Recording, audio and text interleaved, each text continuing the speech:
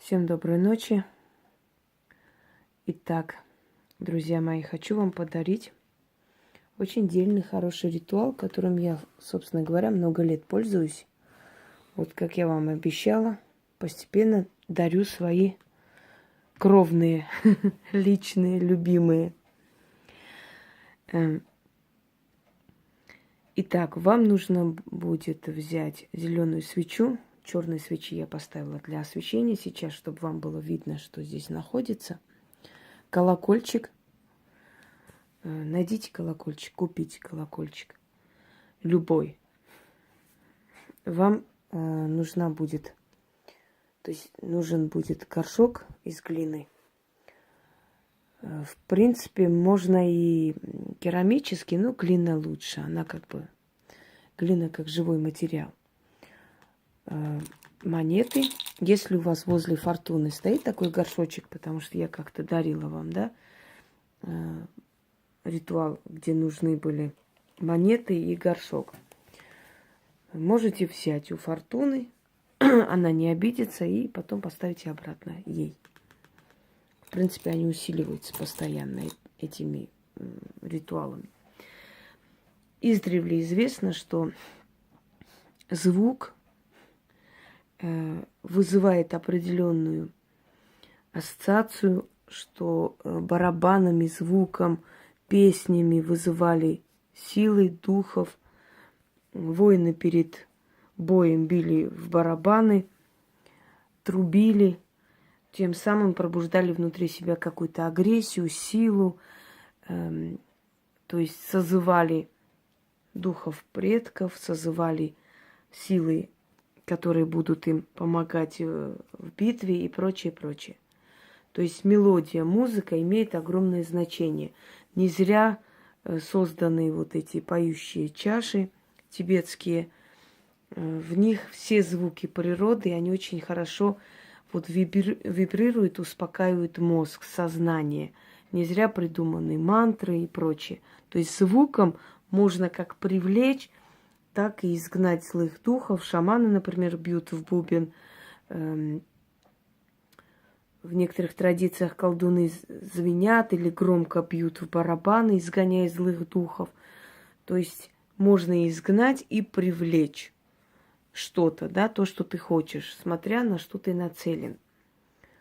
В этом ритуале вам нужно совершить две части ритуальной.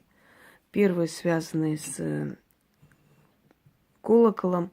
Я звенеть не буду, поскольку час ночи, ровно час ночи. Как бы это будет смотреться не очень правильно и не очень красиво, согласитесь. Но я вам подскажу в этот момент, что вы должны звенеть в колокольчик. То есть этим колоколом вы изгоняете бедность и пробуждаете изобилие. Будете это изобилие. А вторая часть связана с монетами. Сыпая постоянно внутрь монеты, чтобы монеты звенели, читайте заговор, тем самым пробуждаю силу денег, то есть силу монет, потому что все символы богатства, они связаны все-таки с монетой, потому что с монеты начинается все, да? Если у миллиардеров сесть, там разобрать все их имущество на монеты, но получится, конечно, просто астрономическая сумма монет, но ведь их миллионы состоят из монет, правильно? Кто-то торговлей занимается, кто-то там информационные какие-то там открывает, кто-то игры создает. Если их игры стоят там несколько тысяч, эти несколько тысяч можно разбить на сотки, эти сотки на рубли, рубли на монеты. В итоге получается, что основа все-таки монета. Поэтому монета – это символ богатства. С монетой можно делать очень сильные ритуалы. Я почему все время вам говорю, разменяйте доллары мелкие, разменяйте монеты, с монетой работайте. Просто люди, не знающие, которые хотят круто выглядеть, да, высыпают на стол по 5000 купюр или по $100, или по $1000, я не знаю. Там показываю, якобы совершают денежный ритуал, какие-то умудренные вещи, масло фейхоа, там зеленое, не знаю, зеленая шкура красной обезьяны и так далее, чтобы вызвать денежную силу.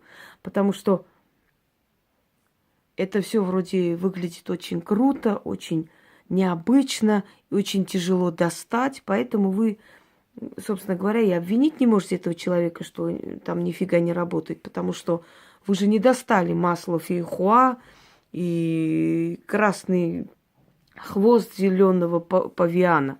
Вы же не достали это все. Если бы вы достали, провели, и оно бы не сработало, вот тогда претензия к автору. А поскольку вы это все не достанете до конца своих дней, то понятное дело, что вы можете только вздыхать и говорить, какой крутой ритуал. А на самом деле все гениально и просто. Заметьте, люди, которые мало отношения имеют к магии, они, как правило, все делают умудренно. Показывают умудренные ритуалы. То, значит, сок какого-то там диковинных плодов, значит, такие-то цветы из такой-то горы, такой-то чай, свечи с такими-то камнями и так далее. То есть то, что тебе обойдется как минимум 15 тысяч долларов это все собрать, еще не факт, что ты это все соберешь, и не факт, что у тебя это сработает. Поэтому, как правило, как можно более умудренные, очень тяжелые, тяжело доступные вещи и недосягаемые, космические, какие-то невероятные ритуалы придумывают люди, которые далеки от магии, очень далеки. Я согласна, что есть направление, например, вуду, где можно, то есть нужно в некоторых ритуалах доставать очень такие непростые вещи. Но в основном это все придумано было жрецами и колдунами вуду для того, чтобы показать народу, мол, не каждому это доступно. Видите, сколько сложностей мы проходим, чтобы провести тот или иной ритуал. А на самом деле они очень прекрасно все заменяли или обходились без этого всего. И у них срабатывало на личной силе. Понимаете?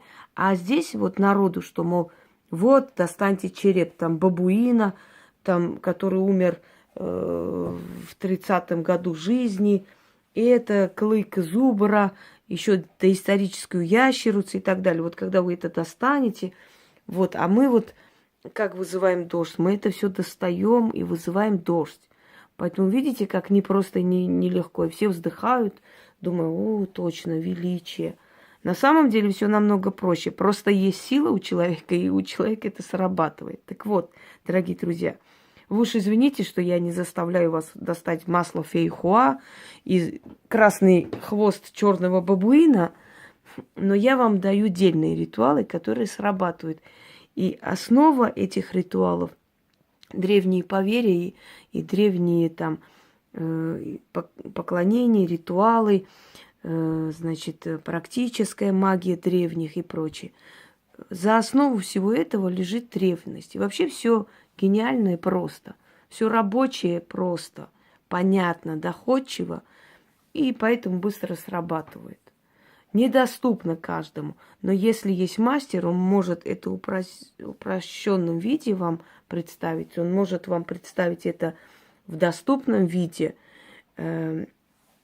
без лишнего вот этого выкрутаса, да, и вы это совершите, и у вас это получится. Так вот, начнем. Вам нужно 7 раз одну часть ритуала совершить, 7 раз другую часть, то есть 7 раз прочитать.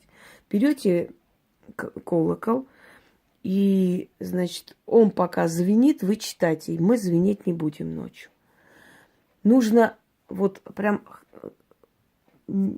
постарайтесь не переставая звенеть и ходить по дому. Будет отлично, если вы это прочитаете в каждой комнате. Потом еще в общей комнате, потом еще возле дверей там входных. То есть вы весь свой дом как бы очищаете, убираете бедность и вызываете, пробуждаете силу изобилия. Понимаете меня? По всему дому. То есть Если по всему дому это сделаете, будет очень хорошо. Если в одной комнате у вас возможность это сделать, пускай будет в одной комнате. Это можно совершать и днем, и ночью. Если, конечно, соседи милицию не вызовут от вашего звона, то вы можете даже час ночи это делать. Это не имеет разницы. У меня спрашивают про Луну. Дорогие друзья, если Луна будет иметь какое-то отношение к ритуалу, я вам обязательно об этом скажу. Если я об этом не говорю, значит, Луна не имеет здесь особой роли не играет. Я даю, как правило, нейтральные и уникальные ритуалы, которые должны срабатывать в любое время. Человек не может месяц ждать, чтобы Луна начала расти, и тогда провести ритуал. Да, денежные ритуалы на растущую Луну сильнее получается. Но мои ритуалы, те, которые я вам дарю, можно провести любое время. С практиками не путайте. С практиками иной разговор. Человек, который практикует, он обязан определенные каноны соблюдать. А вам это не нужно.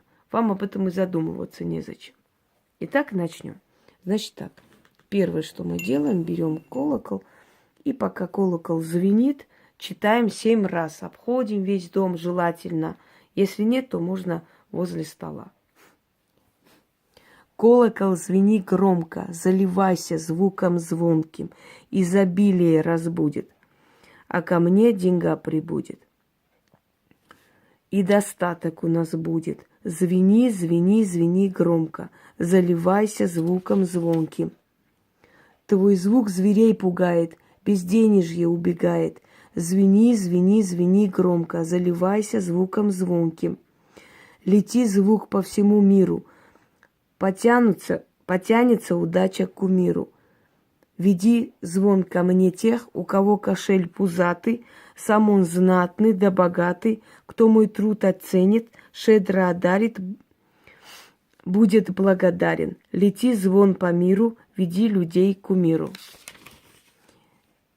Звук зверей пугает, безденежье убегает. И вот это 7 раз.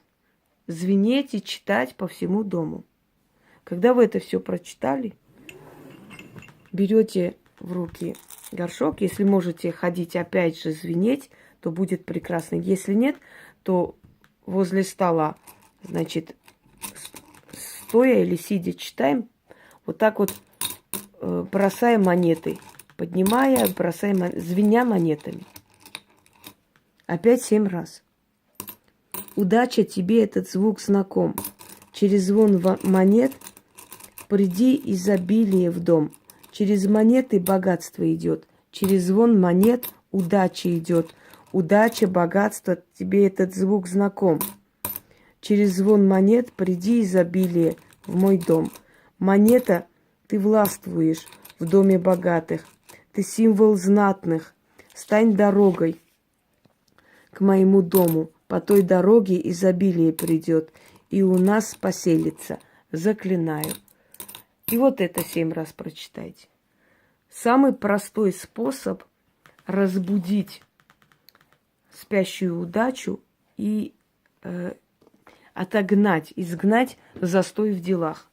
У практиков есть ритуал, мной подарен, называется пробудить пространство. Отлично срабатывает, когда вот застой в делах, какая-то тишина везде, глухо, как в танке. Вот должны были прийти люди, что-то у них не получается, то у тебя не получается со здоровьем, то ты вообще не хочешь зайти и никому отвечать, настолько устаешь, выжатая, то одно, то второе. То есть застой, вот глухота, глухомань, закрылась, все. Читайте. Пространство, пробудись.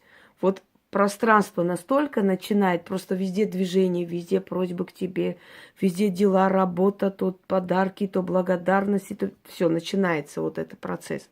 А для людей, поскольку им этого нельзя провести, вот это очень подходит. И это для простого человека идеально для того, чтобы этот застой изгнать, выгнать, когда в делах начинается застой.